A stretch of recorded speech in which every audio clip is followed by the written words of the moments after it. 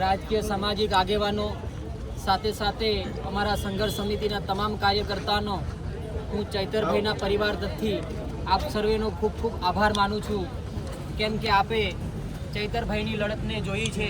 ચૈતરભાઈએ સડકથી લઈને સદન સુધી એસટી એસસી ઓબીસી સમાજ માટે હર હંમેશા માટે પોતાના પરિવારની પણ ચિંતા કર્યા વગર, પોતાની પણ ચિંતા કર્યા વગર હર હંમેશા માટે લડત ઉપાડી છે અને એક રાજકીય ષડયંત્રના ભાગરૂપે ચૈતરભાઈને ફસાવવામાં આવ્યા છે। આપ સૌ જાણો છો, પણ આપણને ઉચ્ચ સ્તરીય ગુજરાત હાઈકોર્ટ, નામદાર સુપ્રીમ કોર્ટથી પણ આપણને આશા છે કે ચૈતરભાઈ વહેલી તકે છૂટશે અને આપણી વચ્ચે આવશે। સાથે સાથે આપણે સૌ જાણીએ છીએ તેમ કે ચૈતરભાઈ એકલા નથી। ચૈતરભાઈ એક વિચારધારા છે। વિચારધારા એ દરેક ગામડે, દરેક યુવાનોમાં પસરી છે।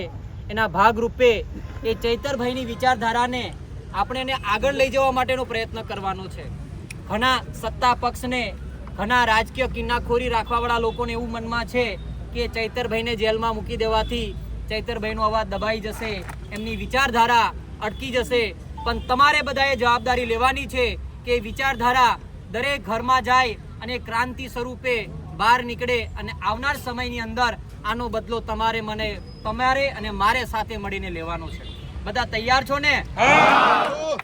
બીજી વસ્તુ કે તમને અને મને દુઃખ થાય અને એ દ્રશ્ય જોઈને લોહી ઉભળી આવે એવી દ્રશ્યમાન એક ઘટના બની હતી કે ત્યાં ચૈતરભાઈને ત્યાં કામ કરતા શકુંતલાબેન તે પોતાનું 17 દિવસનું બાળક લઈને જેલમાં જાય છે। એ નિર્દોષ બાળકનો, એ બહેનનો શું ગુનો હતો આપ સૌ જાણો છો, એટલે એનો પણ બદલો લેવા માટે તમે બધા તૈયાર છો ને? શકુંતલાબેન દરેકની બેન છે ને? તો આપણે ચૈતરભાઈને ભાઈ માન્યા છે, ચૈતરભાઈને મિત્ર માન્યા છે, તો અમે પણ બિન રાજકીય રીતે ચૈતરભાઈને સમર્થન આપવા માટે મેદાનમાં આવ્યા છે અને આવનારી લડત આપણે સૌ ખંદે તો ખંદો તો મિલાવીને લડીશું। તૈયાર છો બધા? ભારત માતા કી જય, જય જોહાર। ચૈતરભાઈ તુમ આગે બઢો, હમ તમારે સાથ હૈ। આપ સર્વે મને ખૂબ પ્રેમથી સાંભળ્યો, મારું માન સન્માન જાળવ્યું, એ બદલ આપ સર્વેનો મેં ખૂબ ખૂબ આભાર વ્યક્ત કરું છું।